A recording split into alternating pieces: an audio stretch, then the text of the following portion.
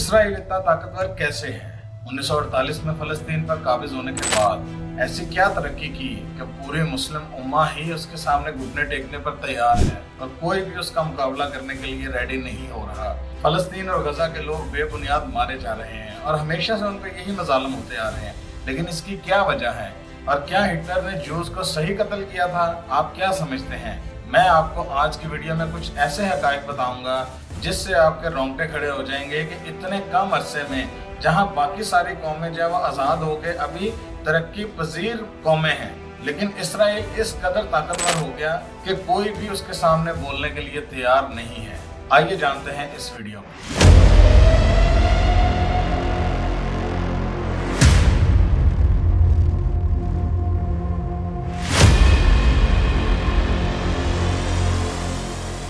तो बात शुरू होती है 1917 में, जब बेलफोर डिक्लेरेशन बरतानवी गवर्नमेंट की तरफ से पेश किया गया, जिसमें यह स्टेटमेंट दी गई कि फलस्तीन में नेशनल होम बनाया जाएगा जूइश पीपल के लिए। और यह स्टेटमेंट दी British foreign secretary Lord Arthur James Balfour ने, जिसमें उन्होंने इसराइल को मुकम्मल तौर पर सपोर्ट फराहम की और ये इजहार किया कि इसराइल का दूसरा घर जो है वो नेशनल होम फलस्तीन में बनाया जाएगा, जिस पर फलस्तीन ने और अरब रियासतों ने काफ़ी ज़्यादा जो है वो बुरा मनाया इस बात का, और इसराइल को मुकम्मल जो है वो सपोर्ट और उसको कब्जा करने का मौका नहीं मिला, जिसकी वजह से इसराइल और फलस्तीन के दरमियान ये कन्फ्लिक्ट शुरू हुआ। आप ये समझ लें कि इसराइल और फलस्तीन के दरमियान जो कन्फ्लिक्ट शुरू हुआ था वो 1917 में बेलफोर डिक्लेरेशन के बाद हुआ था। हालांकि ये लड़ाई बहुत हजारों सालों से चलती आ रही है यहूदियों और मुसलमानों के दरमियान, लेकिन जो जमीनी मसला, जो मुमलिकत का मसला,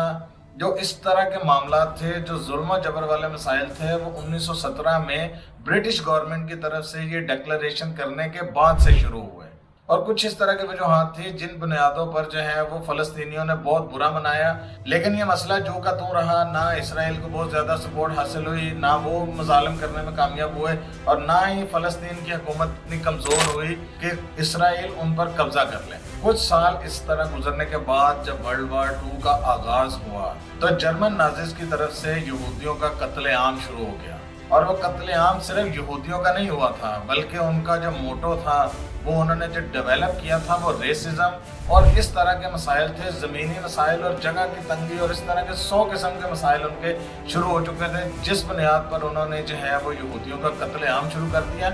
और ये सिर्फ यहूदियों का कत्लेआम नहीं था, आम लोग भी इसमें बहुत ज़्यादा मारे गए, लेकिन यहूदी आज भी इसको हॉलोकॉस्ट के नाम से जानते हैं। इसका हिब्रू में मतलब होता है जीनोसाइड, यानी कत्लेआम, हर तरह से कत्लेआम, कोई गुंजाइश नहीं है, लेकिन यहूदियों ने आज तक उसे याद रखा। जबकि दूसरी कौमों के भी लोग मारे गए थे, मुझे उनमें कोई ऐसा गमो गुस्सा नजर नहीं आता है कि वो यहूदियों की तरह आज भी उस चीज़ को जो है वो याद रखे हुए हों और उसको जो है वो लेकर चल रहे हों। उनको आज भी इसी चीज़ का गुस्सा है। हालांकि ये मुसलमानों ने उनके साथ नहीं किया था, लेकिन उनका जो गुस्सा है वो मुसलमानों पर निकल रहा है। मुझे इसकी वजह समझ नहीं आती है कि उनके क्या मकसद हैं। एक हॉली लैंड नो डाउट बहुत इंपॉर्टेंट होती है, लेकिन उसकी बुनियाद किसी के खून से नहीं रखनी चाहिए। और नाजिज ने ये आइडियोलॉजी 1933 में बनाई, जिसकी वजह से उन्हें रेसिज्म और ज़मीनी मसाइल का सामना था, जिस बुनियाद पे उन्होंने टोटल जो है वो हर एक का कत्लेआम शुरू कर दिया। वो सिर्फ खुद को सुपीरियर समझते थे और लोगों को जो है वो नाहक कत्ल करना, उनकी ज़मीनें हथियाना, जो उनके पास होता था हिटलर के दौरे हुकूमत में उन्होंने सब किया। लेकिन आपने हिटलर का हाल भी देखा और उसके बाद जो है वो दुनिया कैसे चेंज हुई ये भी आपने सब देखा। लेकिन आज का हमारा टॉपिक ये नहीं है, हम बात कर रहे हैं इसराइल के ताकतवर होने पर और उसको कैसे जो है वो इतनी सपोर्ट मिली और आज वो दुनिया के नक्शे पे इस तरह ज़बरदस्ती उभर रहा है कि कोई भी मुस्लिम उम्मत जो है वो उसके खिलाफ खड़े होने के लिए तैयार नहीं है। 1945 में अमेरिका के सदर थे फ्रैंकलिन डी रूजवेल्ट, जिन्होंने ये मसला दोबारा उठाया, लेकिन उन्होंने ये यकीन दहानी करवाई कि मैं तब तक इसमें इंटरवीन नहीं करूंगा जब तक मैं फलस्तीनियों से और इसराइल के ज्यूस से ये कंसल्ट नहीं कर लेता कि इसका सलूशन कैसे निकाला जाए। लेकिन दोनों तरफ इतना तनाव होने की वजह से यह मसला जो है वो शदीद लटक रहा था और ब्रिटिश गवर्नमेंट ने तो इससे विड्रॉ कर दिया था, क्योंकि वो चाहते थे कि हमारे रिलेशंस जो हैं वो अच्छे रहें अरब्स के साथ और उनके साथ जो हमारी ट्रेड और जो भी उनके इकोनॉमिकल और पॉलिटिकल मसाइल थे उनको वो डिस्टर्ब नहीं करना चाहते थे, जिसकी वजह से उन्होंने इस मसले को दबाने की कोशिश की। और जिन्होंने ये मसला शुरू किया था उन्होंने तो टोटल विड्रॉ कर दिया इससे। हालांकि एक चिंगारी लगाकर आप इस मसले से कैसे विड्रॉ कर सकते हैं? आपको ये मसला छेड़ना नहीं चाहिए था। अगर आपने ये मसला छेड़ा था तो उसका प्रॉपर हल होना चाहिए था, लेकिन उसके बाद ये मसला 2-3 साल और चलता रहा, लेकिन इसका कोई हल ना निकल सका। फ्रैंकलिन डी रूजवेल्ट के दौर में तो ये मसला जो है वो हल ना हो सका। उसके बाद जब प्रेसिडेंट ट्रूमैन ने ऑफिस संभाला तो उन्होंने कुछ एक्सपर्ट्स अपॉइंट किए कि वो इस मसले को देखें और इसको हल करें।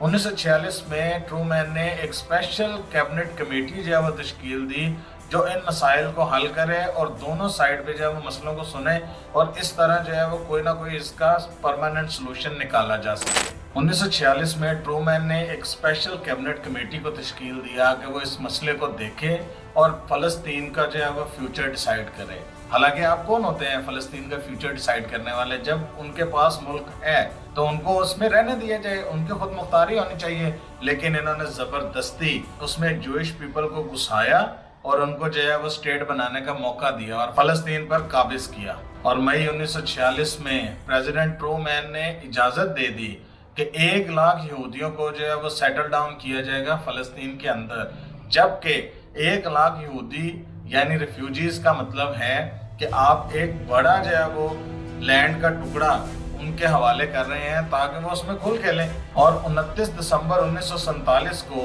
एक रेजोल्यूशन पास किया गया 181, जिसको पार्टीशन रेजोल्यूशन भी कहा जाता है, जिसके बाद जो है वो अमेरिका के प्रेसिडेंट ने और ब्रिटिश पीपल ने ये डिसाइड कर लिया था कि हम फ़लस्तीन के टुकड़े करेंगे और उसमें जो है वो फ़लस्तीनी स्टेट और इस्राएली स्टेट का क़याम अमल में लाया जाएगा। और फाइनली 14 मई 1948 को इसराइल को ज़बरदस्ती जो है वो क़याम में लाया गया। अब ये तो हो गया इसराइल का फ़लस्तीन पर काबिज होना, लेकिन उसके बाद इसराइल ने इतनी तरक्की कैसे की कि कोई मुल्क उसके खिलाफ जाने के लिए तैयार नहीं है। और ये तरक्की के क्या रास्ते जो किसी भी दूसरी कौम ने नहीं अपनाए और वो आज पीछे हैं, लेकिन इसराइल सबसे आगे क्यों है? और ये सिर्फ बताने का मकसद आपको ये है कि हमें भी तरक्की ऐसे ही करनी चाहिए जैसे इसराइल ने की है, लेकिन हम दूसरे मसाइल में पड़े रहते हैं।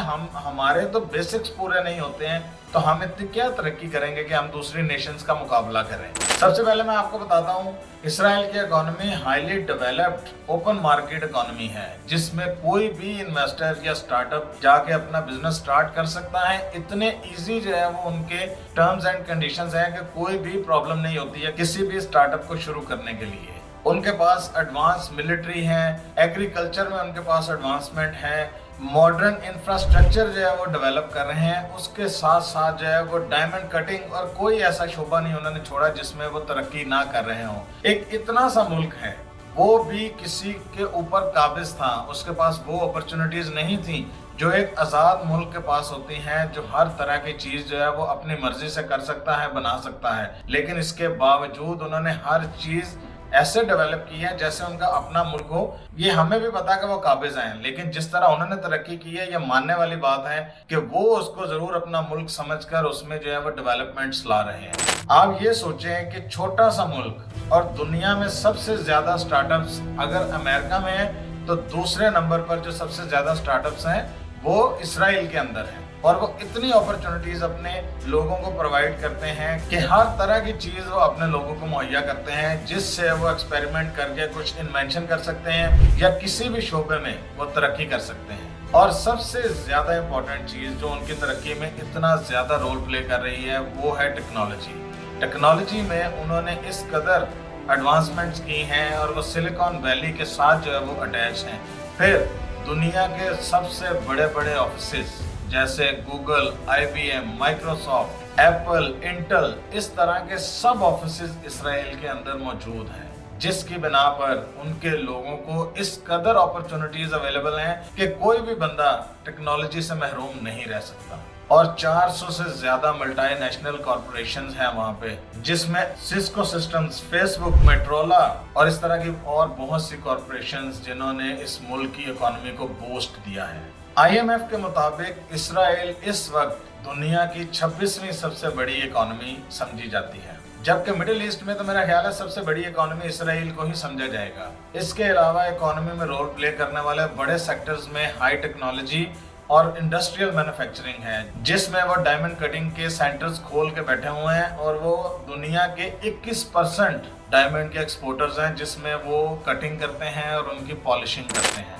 मैं हैरान होता हूँ कि उनके पास मिनरल्स की इतनी ज़्यादा जो है वो क्वांटिटी नहीं है, लेकिन वो दुनिया से इंपोर्ट करके इस कदर जो है वो उसको कटिंग करके और पॉलिशिंग करके जो है वो अपनी इकोनॉमी को बूस्ट कर रहे हैं। इसके अलावा इसराइल में सोलर पैनल्स की जो है वो मैन्युफैक्चरिंग और एक्सपोर्ट्स बहुत ज़्यादा है, इसका बहुत ज़्यादा काम है।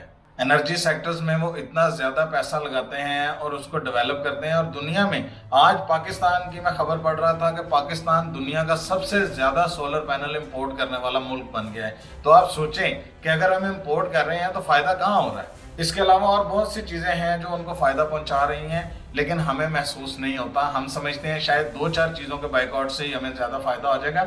हालांकि हम दुनिया की हर चीज़ इस्तेमाल कर रहे हैं, घड़ी से लेकर कार तक, और हर चीज़ में जो है वो इसराइल का रोल ज़रूर होगा। और वो अपनी एजुकेशन पर इस कदर फोकस्ड है कि कोई भी बच्चा उनका जो है वो स्कूल से बाहर नहीं है। वो अपने बच्चों को जो है वो बेहतरीन और आला से आला हाई टेक्निकल एजुकेशन देते हैं और स्टार्टअप्स पे खर्च करते हैं और दूसरी ऐसी चीज़ों पे जिनसे उनके मुल्क को फ़ायदा हो। तो आप ये समझने की कोशिश करें कि सिर्फ और सिर्फ हमदर्दी या किसी का बाइकआउट करने से तरक्की नहीं होगी। हमें खुद भी चाहिए कि हम अपने मुल्क की तरक्की में रोल प्ले करें। मुस्लिम नेशंस को भी चाहिए कि वो अपने सारे सेक्टर्स में जो है वो एडवांसमेंट लेके आएँ। और अगर फॉरेन कंट्रीज़ का मुकाबला करना है टेक्नोलॉजी में और दूसरी चीज़ों में, तो हमें भी वो चीज़ें अडॉप्ट करनी पड़ेंगी और बड़ी इकॉनमी बनना पड़ेगा ताकि लोग हमारी इज्जत करें। आज पूरी दुनिया में मुसलमानों की कोई इज्जत नहीं है। शायद 1-2 कंट्रीज़ हों जिनकी अगर इज्जत है तो वो भी इस वजह से है कि वो उनके पिट्ठू बने हुए हैं, अमेरिका के पिट्ठू हैं या उनके साथ गुड रिलेशंस हैं, वो अमीर हैं इस वजह से। लेकिन इन फ्यूचर आपको क्या लगता है कि वो उनकी वैसे ही इज्जत करेंगे जैसे वो हमेशा से करते आए हैं? मुझे बिल्कुल नहीं लगता, क्योंकि जैसे ही उनके पास पैसा ख़त्म हुआ या उनके इख्तलाफात शुरू हुए तो आप समझें कि उनकी भी तबाही दहाने पर है। इसलिए हमें सिर्फ नेचुरल रिसोर्सेज पे जो है वो रिलाई नहीं करना, बल्कि दूसरी चीज़ों में भी तरक्की करनी है और अपने मुल्क को बेहतर से बेहतरीन बनाना है। आज पाकिस्तान की हालत देखें, जब हमने शुरू किया था तो हम तरक्की याफ्ता कंट्रीज़ में शुमार होते थे। हमारी इकॉनमी बहुत जो है वो स्ट्रॉन्ग समझी जाती थी जिस तेज़ी से हम जो है वो तरक्की कर रहे थे। लेकिन अब जो है वो हम दुनिया के 50 ताकतवर ममालिक में भी नहीं आते हैं। आप खुद सोचें कि हम न्यूक्लियर पावर हैं, लेकिन हमारी इकोनॉमी की वजह से हमारा क्या हाल है कि हम 50 कंट्रीज़ में भी नहीं आते हैं। तो किस कदर जो है वो हम पसमानदा हाल हैं। कम से कम हमें अपने फ्यूचर पर और अपनी इकोनॉमी को जो है वो बेहतर करना होगा। मैंने इसराइल की डिटेल आपको इसलिए बताई है कि सिर्फ और सिर्फ बाइकआउट और इस तरह की चीज़ों से उन्हें नुकसान नहीं होगा, बल्कि उनके पास और बहुत सी एडवांस चीज़ें हैं जिनको जो है वो तर्क करके हमें अपनी जो है वो टेक्नोलॉजी डेवलप करनी होगी। तो फिर हम जो है वो उनका प्रॉपर बाइकआउट कर सकेंगे और इसराइल को नीचा दिखा सकेंगे। आज की इस वीडियो के साथ मुझे इजाज़त दीजिए। इंशाल्लाह आपके सामने नई वीडियो के साथ हाजिर होऊंगा। तब तक के लिए इजाज़त दीजिए। अल्लाह हाफिज़ व नासिर।